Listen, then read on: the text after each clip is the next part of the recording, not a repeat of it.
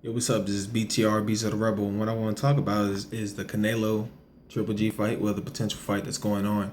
What we have here right now is Canelo getting stripped of his title, which is very, in my opinion, very reminiscent of Riddick Bowe when he threw away his title when he had to fight when Lennox Lewis was his mandatory opponent to fight next.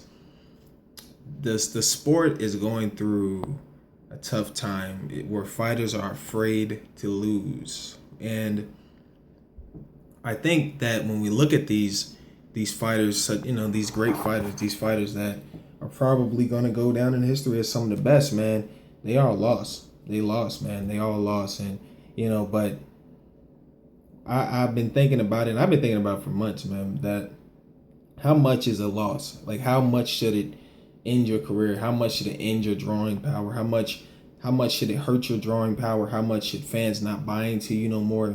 At what point when you lose, do the fans say, okay, he's not that good no more, or he's not a draw no more? At what point do they stop buying pay-per-view?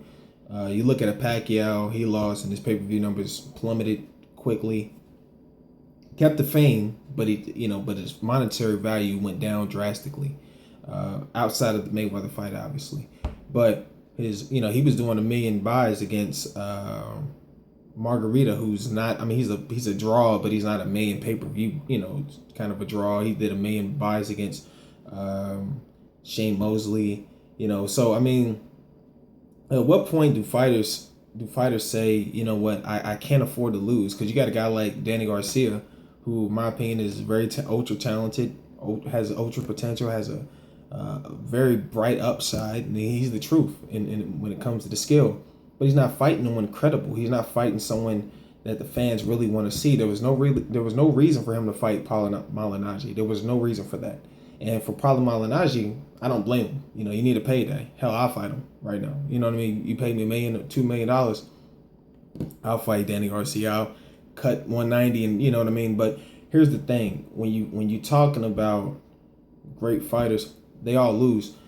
We got to figure out what is boxing going to do with this mindset, because it's kind of, and Mayweather, man, in my opinion, is the best, but he kind of, I don't want to say hurt, but he did something weird to the sport of boxing where fighters are afraid to lose now. Fighters do not want to lose. Since the Mayweather era, I mean, I've never seen a record have this much prestige, an undefeated record. I've never seen fighters care so much to stay and remain undefeated this long in their career. Fighters are trying to go their whole career undefeated, and not by fighting the best, just by avoiding, the best, just by saying, what, I'm about to go out and just fight 60 bums, or 60, I'm not even gonna call them bums, but 60 fighters that I know I can beat. Because you got a guy like Brian Nill. Every fighter's always, people always look at records and they say, well, yeah, Julio Cesar Chavez, he got a better record than Mayweather. You got a guy like Brian Nielsen, who was like 48-0, but he was fighting, lesser opponents over there in like Denmark. So it always depends on who you fight, man. But we got to figure out what does a loss mean? Because it seems like Canelo's handlers are afraid for this guy to lose unless he gets paid like 50, 60, 70, 80, 90. I don't know how much money they're expecting to make off of this fight with a Canelo and Triple G fight. I had no idea, because I don't know I don't know the ins and outs. I know it's a big fight.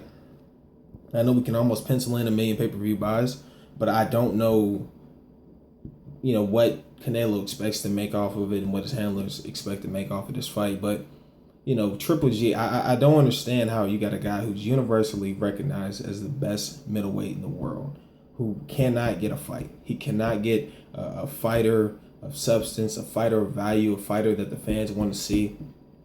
He should have been fighting Peter Quillen. He should have been fighting Danny Jacobs. He should be scheduled to fight Canelo. And I don't know what to do, because I like I said, I kind of, boxing is the sport, man, that the best can't always fight the best if one of the best isn't a monetary draw, isn't a box office draw. Like, you got a guy like Tim Duncan, who's nowhere near the star of a LeBron, a Kobe, a Shaq, or Jordan, but he gets the opportunity every year out to prove that he's the best, because he's a great, because they have a tournament playoff style where a guy gets to go out and prove every year that hey, at some point, you're gonna run into me at some point. I don't care if you can sell out arenas. I don't care if you got commercials, if you got shoe deals, fans, kids is want to be like you when they grow up. Yep, you got to run through me and that's what I respect about basketball and football. Is like it's not always about who's the biggest box office draw, because it doesn't always equate, man. And that's the problem with fighting, man. It's like they get to choose so much. So I respect the UFC for that, in the sense that, yeah, we get the fights that we want to see in the UFC more often than not. Even though I'm a bigger boxing fan, I respect the layout and the structure that they have set, and the precedent that they've set, and they will continue to set in the future. But hey, leave comments. What is it like? How, in your opinion, how big of a loss? How much does losing play into a fighter's mindset before signing a contract to fight? And why are fighters now afraid of losing now?